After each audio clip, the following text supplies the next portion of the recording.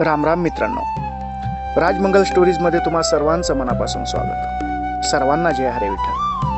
मित्रांनो, चॅनलला लाईक करा, शेअर करा आणि सबस्क्राईब करायला विसरू नका. सुरू करूयात आजची कहाणी. मित्रांनो, आपण गेल्या एपिसोडमध्ये पाहिलं, दमा आपल्याला विठ्ठलाच्या कृपेनं जनाबाई मुलगी म्हणून मिळाली. पण त्याच विठ्ठलाने जनाबाई मोठी झाल्यावर तुमच्या स्वाधीन करायला सांगितलं.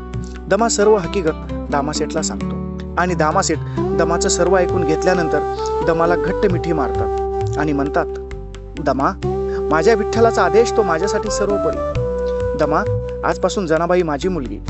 जशी माझी आऊ आणि नामा, तसंच आता माझी तिसरी मुलगी म्हणजे जनाबाई.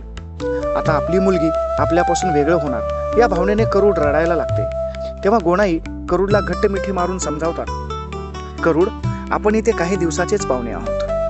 आपण नात्यांना जर घट्ट आवळून बसलो तर मग आपण आपल्या परमेश्वराच्या आदेशाचं पालन कधी करणार? आपला खरा नातेकरी तर तोच आपली माय, तोच आपला बाप, तोच आपला भाऊ, तोच आपला बाप, तोच आपला सखा, सर्व काही विठ्ठलच. म्हणून निसंकोचपणे जा.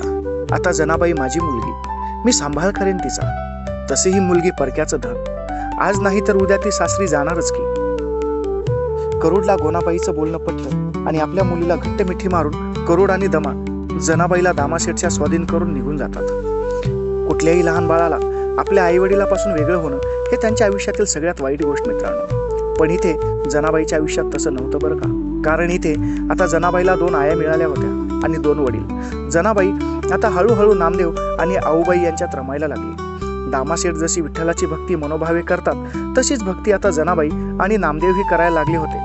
कारण मित्रांनो, लहान मुलं हे आपल्या आई वडिलांचं अनुकरण करतात. जसे आई वडील आपल्या मुलांना घडवतात तसंच लहान मुलं घडत असतात.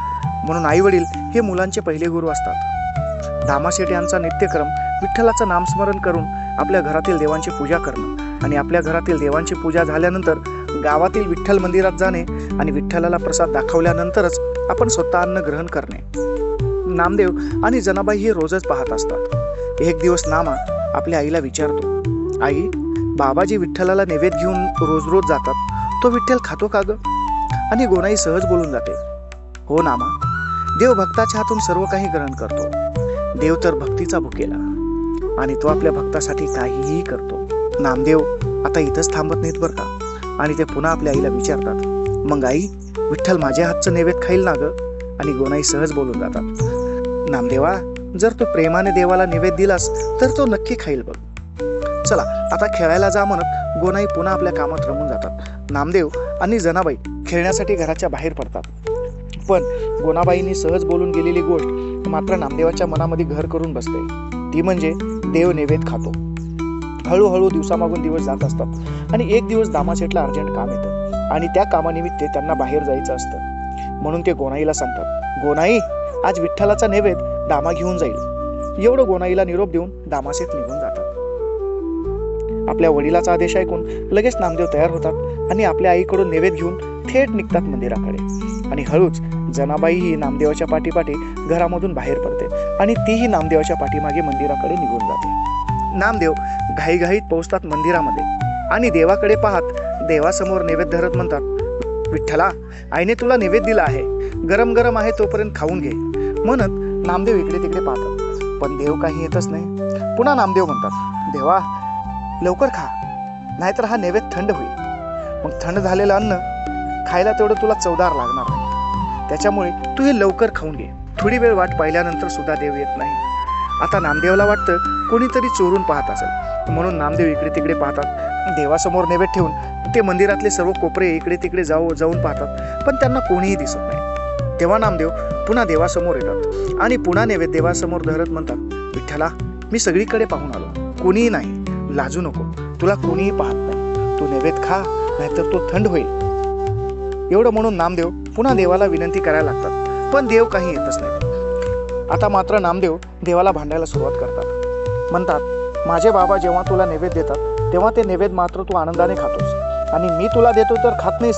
मी लहान आहे म्हणून माझ्या हातचं नैवेद्य खात नाहीस का तू जर नैवेद्य खाला नाहीस तर आई माझ्यावर रागवेल. तुला कळत का नाही? थांब, आता बघतोस तुला, तू माझ्या हाताने नैवेद्य कसं खात नाहीस ते. आणि नामदेव एवढं म्हणून नैवेद्य खाली ठेवतात आणि विठ्ठलाच्या पायावरती डोकं आपटायला लागतात आणि म्हणतात, आता जोपर्यंत तू नैवेद्य खाणार नाहीस तोपर्यंत मी तुझ्या पायावर डोकंच फोडून घेतो, मग बघ कसा नैवेद्य खाशील ते. आणि नामदेव आपलं डोकं देवाच्या पायावरती आपटायला लागतं आणि लहान जनाबाई हे सगळे एका कोपऱ्यात थांबून पाहत असते. मित्रांनो, नामदेवाचा हट्ट पंढरीचा पाटील पूर्ण करेल का? नामदेवाच्या हातून देव नैवेद्य खातील का? तर हे पाहूयात आपण पुढच्या भागात. तोपर्यंत मित्रांनो, चॅनलला लाईक करा, शेअर करा आणि सबस्क्राईब करायला मात्र विसरू नका. तोपर्यंत सर्वांना जय हरी विठ्ठल. भेटूयात आपण पुढच्या भागात. Thank you so much.